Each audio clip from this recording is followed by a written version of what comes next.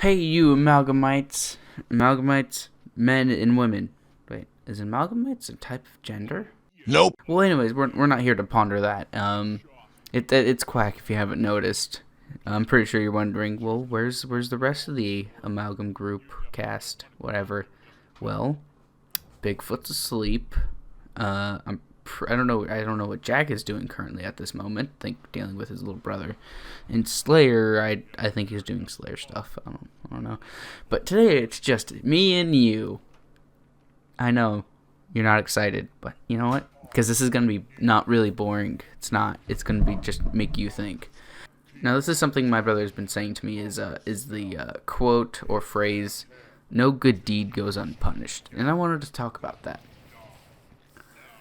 The quote, "No good deed goes unpunished." And you're thinking, well, that doesn't sound right, Stanley. Shouldn't, like, no bad deed goes unpunished? Like, if you did something bad, shouldn't you could be punished for it? Not doing something good? Well, not really. And this is pretty prevalent or very common happening in our world. Well, not our world, man. I sound like a mad scientist. And our life and reality.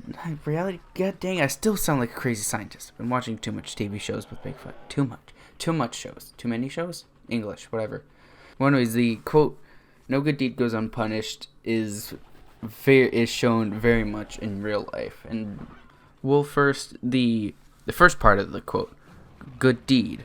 You have to do something good, something that benefits another, and not it could benefit you, but not really. And the other half cannot go unpunished. It does not go unpunished, which means you are being, punished, disciplined, physically hurt, mentally hurt, something that negatively affects you for helping someone out. And you're like, do you have any examples? Of course I have examples. Like, let's say, like, getting an animal. An animal lives on the street. This is, like, from what I had. It's recently had to me. Like, a year ago, we got this cat off of this street or from someone. This cat was in really bad condition. She was, like, under a pound, at least. And she was a runt of the litter. So we got her. And we fed her and fed her and fed her. Doing good deeds, keeping her alive. Because she was, like, on the brink of dying. And we kept her alive for a year. For a whole year. And she died. She died a year later in like a couple of months, which was like today or Saturday the 9th, from the heart murmurs, blood clots, and fluid in the lungs. Now, the how that quote pertains to this situation is, we did a good deed. We took in the cat, we fed her, we gave her a great life that she had. The punished part is we have to deal with the emotional stress and the emotional damage that it does to us emotionally. That's too much emotional. That damage it does to us emotionally when she eventually passes. And she did that way too early. Way too early. And it's the same thing with all the other animals I have. Sadly, I don't know if that's... Yeah, sadly, we went from 8 animals to 7. 3 cats, 4 dogs. Now, every time each one of those dies, the same thing is going to apply. We did a good deed by adopting them and taking them in and raising them, giving them food and a good life. But the punishable part is when they die and we have to deal with the emotional impact it has on all of us. Now, let's say another thing. Let's try to relate this no good deeds go unpunished thing. Like, kind of like if you took the law into your hands. Like, if the police couldn't do anything, say, like, you're tracking down this one rapist, and you don't have enough evidence, but you saw this guy, but you couldn't do anything about it to help stop this guy rape this person. And you know exactly who he is, but the cops can't get him. So, you go and deal with it yourself. You end up killing him. Thank God, killing him. Ridding this world, doing a good deed. And quiet down, whoever says they don't deserve to die. They deserve to die. And guess what? The police find out, you get arrested. No good deed goes unpunished. He did a good deed. He killed someone who did something extremely wrong and extremely bad. Now another one be like Batman situation. A little warning, I have little next to no idea what I'm talking about, and I only go off of my limited knowledge of Batman. So please take pity on me.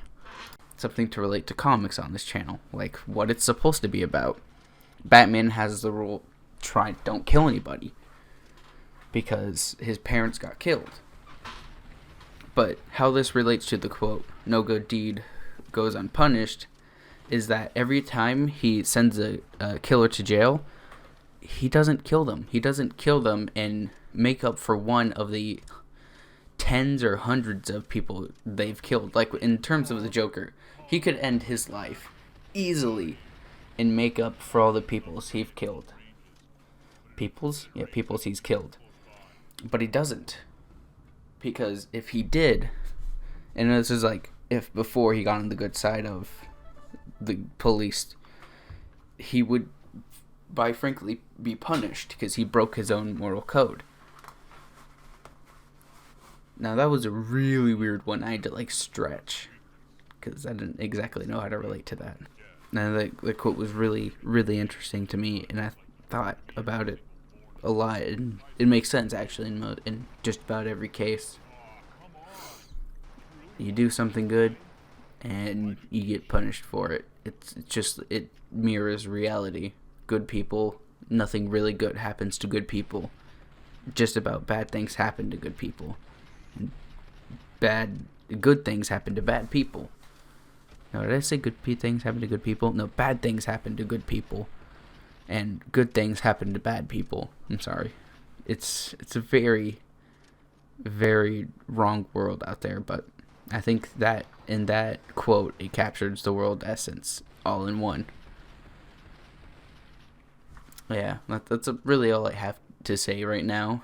I wish I could have, made a more uptight or upbuilt video, rather than sneakily announcing one of my cat's death in there.